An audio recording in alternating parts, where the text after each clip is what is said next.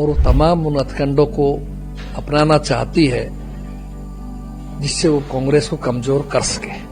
ये मिले हुए हैं आपस में, ये नहीं चाहते देश में स्वस्थ लोकतंत्र हो, कांग्रेस की वापसी हो, कहीं 500 कहीं 1000 कहीं 2000 कहीं नाम मात्र के ही वोट आ पाए।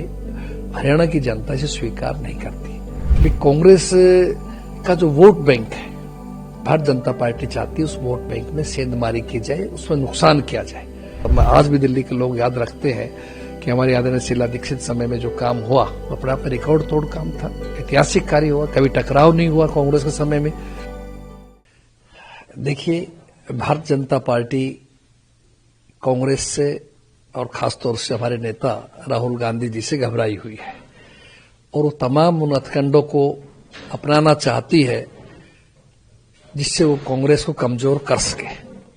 उसी कड़ी के अंदर आम आदमी पार्टी बीजेपी की बी टीम है और उनको ऐसा लगता है कि अगर आम आदमी पार्टी को हम फ्री हैंड करेंगे और ये काम करेंगे पंजाब में, गुजरात में, गोवा में, तो उससे कांग्रेस को नुकसान होगा।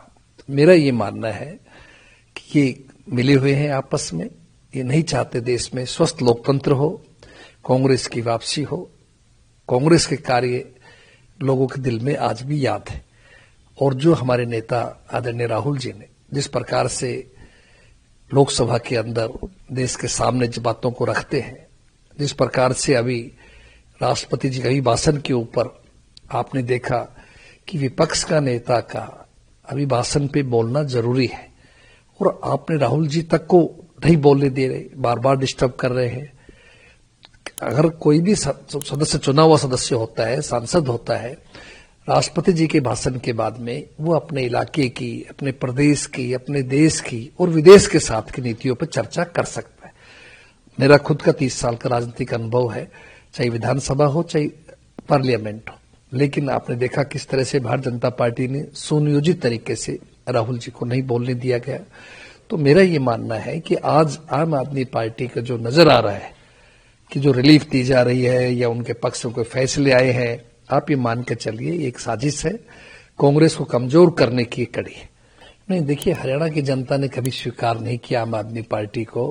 चुनाव भी लड़े आपके सामने, अब इस चुनाव में, हमारे असेंबली के चुनाव में भी हर जगह उनके उम्मीदवार खड़े हुए, लेकिन कहीं 500 कहीं 1000 कहीं 2000 कहीं नाम मात्र के ही वोट आ पाए। हरियाणा की जनता इसे स्वीकार नहीं करती। दूसरा, आप पंजाब में जाकर के वहां आप एसवाईएल के ऊपर कुछ और बोलते हो, हरियाणा भी पानी चाहता है, हरियाणा अपना हिस्सा चाहता है। तो हरियाणा के लोग भी समझदार है, वो जानते हैं कि राजनीतिक बातें हैं, ये राजनीति के रूप में इस्तेमाल करना चाहते हैं। बेशक केजरीवाल जी का जन्म हरियाणा में हुआ हो, लेकिन हरियाणा की राजनीति में उनका कोई रोल नहीं है। देखिए, आपके सामने हरियाणा में भी अभी पिछले 3-4 दिन पहले एक फैसला आया पंजाब हरियाणा हाई कोर्ट का, एजीएल का जो केस बनाया हुआ था माननीय हुड्डा जी और हमारे वरिष्ठ और सदस्यों पे, कांग्रेस के सीनियर लीडर्स पे, उससे बाइज्जत बरी किया गया है।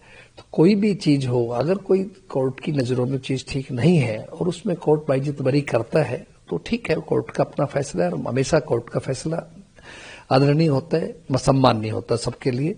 लेकिन जहां राजनीतिक बात है वो जो आपको नजर आ रही है कि कांग्रेस का जो वोट बैंक है, भारतीय जनता पार्टी चाहती है उस वोट बैंक में सेंधमारी की जाए, उसमें नुकसान किया जाए।